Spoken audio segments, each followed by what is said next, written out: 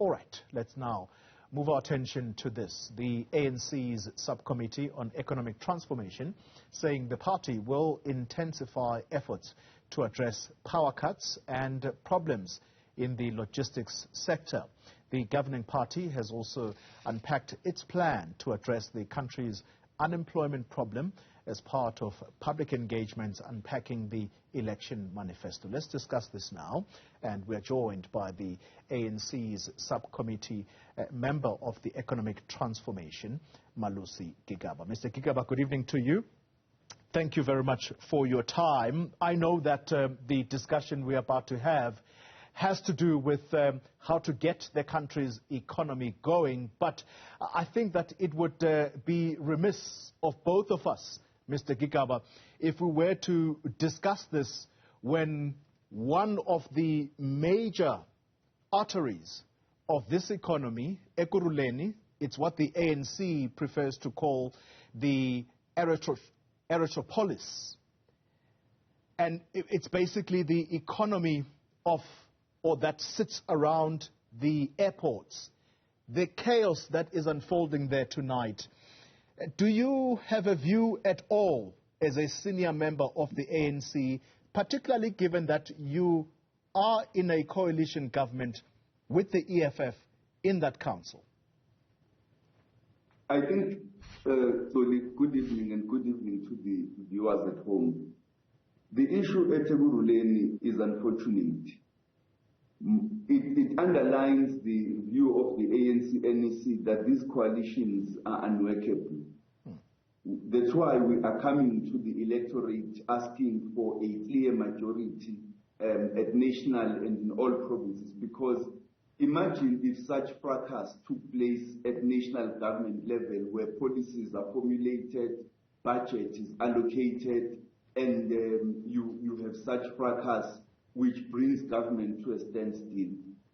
At Ekurhuleni, what really concerns us is the fact that this is a major city. It's a metro around a major airport in Africa, the OR Tambo International Airport. And I think your summary is correct, that it should concern all of us, that we should get this metro functioning and back under proper government. Yeah, I sense, therefore, I'm moving on very quickly on this, Mr. Gigaba, because I know that is not what we are meant to discuss. So, in essence, what you are suggesting is that the ANC does regret going into a coalition with the EFF, at least in Ekurhuleni.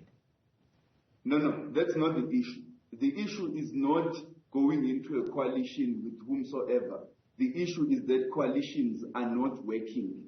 They don't work in Europe, where they originated, where they've had a long history of coalition governments, and therefore we shouldn't expect them to work in the African context, in South Africa, where we particularly do not have a long history of functional coalitions.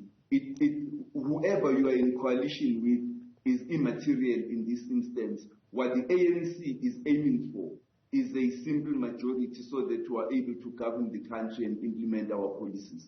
All right, let's move the discussion forward then. But I want to maintain the theme of the erythropolis, because that's what that economic hub is of Ekurhuleni. It's a major economic activity, particularly working around the airports.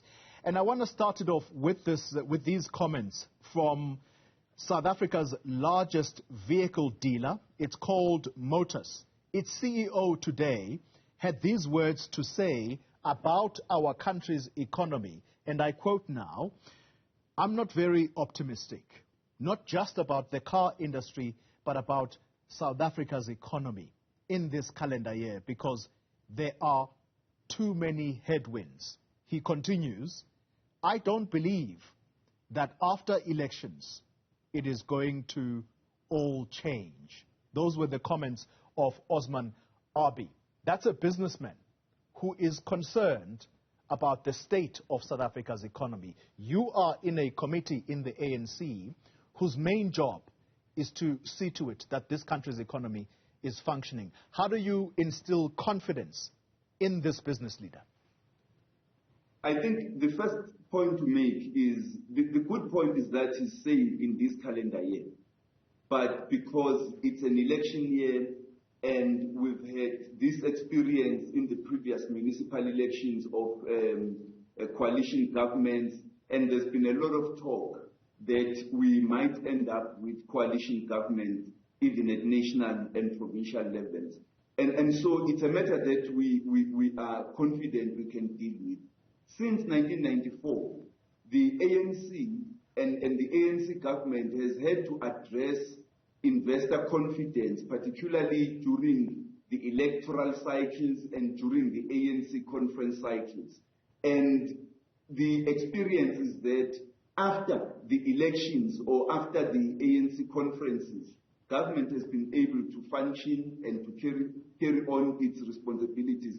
Our biggest concern right now as the ANC is growing this economy, bringing it back to sustainable growth and ensuring that it grows in an inclusive manner. Yeah. And that's the issue that really concerns us. And I think in the type of leadership we have and the programs that we have, we are confident that we will be able to restore investor confidence.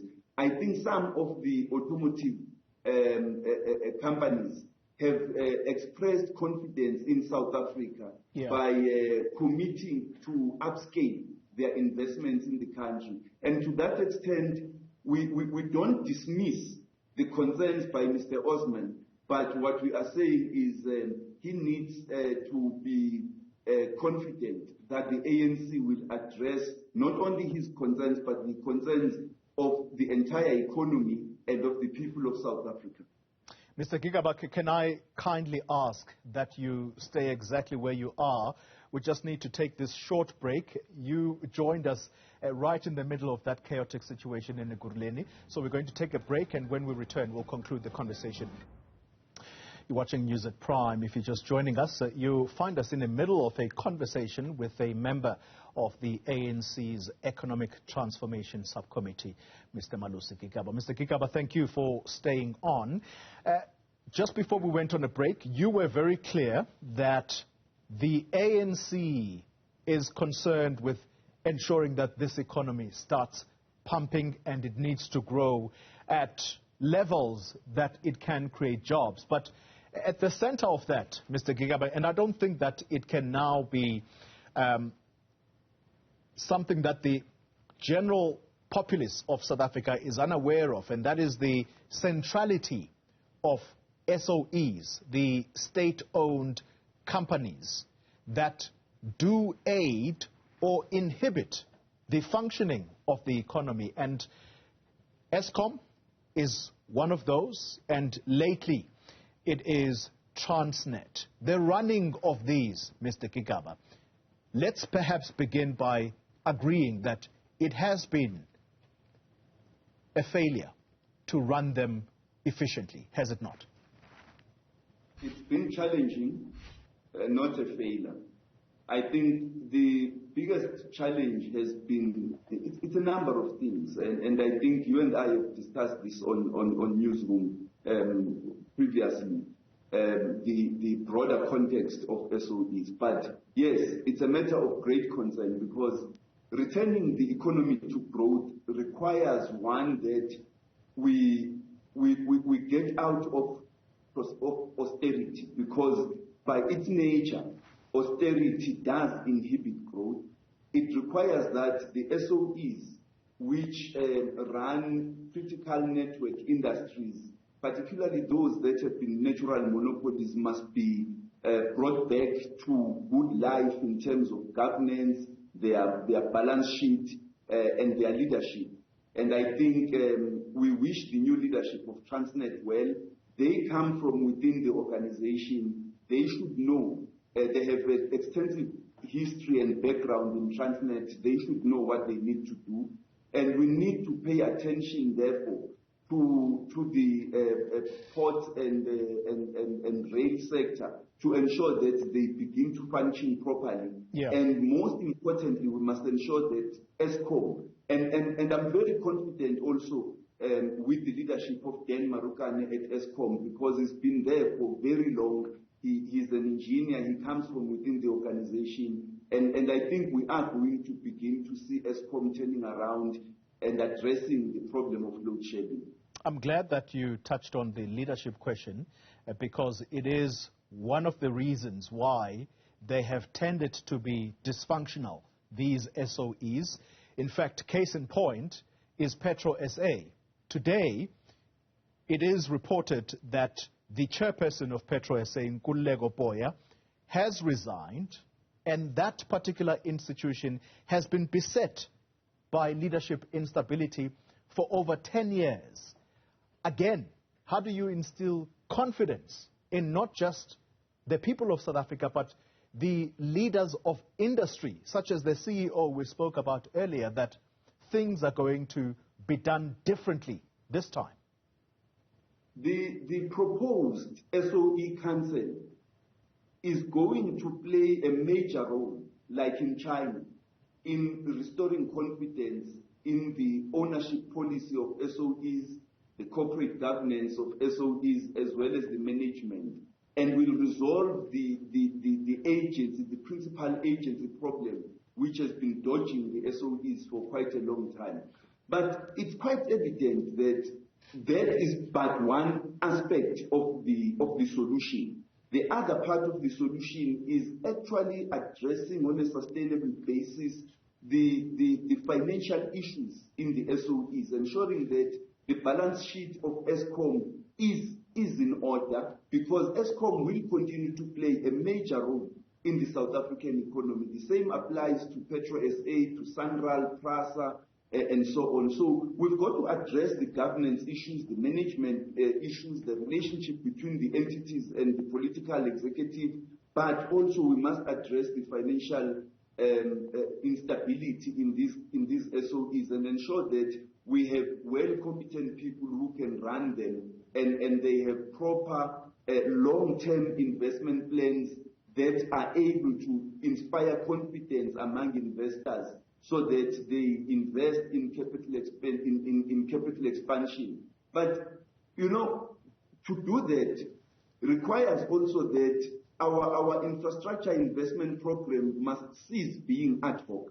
We need to be very clear on a long-term infrastructure investment plan as well as the maintenance plan, so that, because the maintenance plan is the one that tends to deplete the resources of these SOEs, because it's usually not planned for, not budgeted for, and when it hits, it requires that resources be diverted from long-term capital investments towards fixing the infrastructure that is being broken. If the governance problems are going to be resolved, and I'd like your quick comment as we wrap this conversation, if the governance problems are going to be resolved effectively, there is a strong argument that politicians, people like yourself, need to keep their noses out of the running of these SOEs. Is that something the ANC is willing to admit to and change course?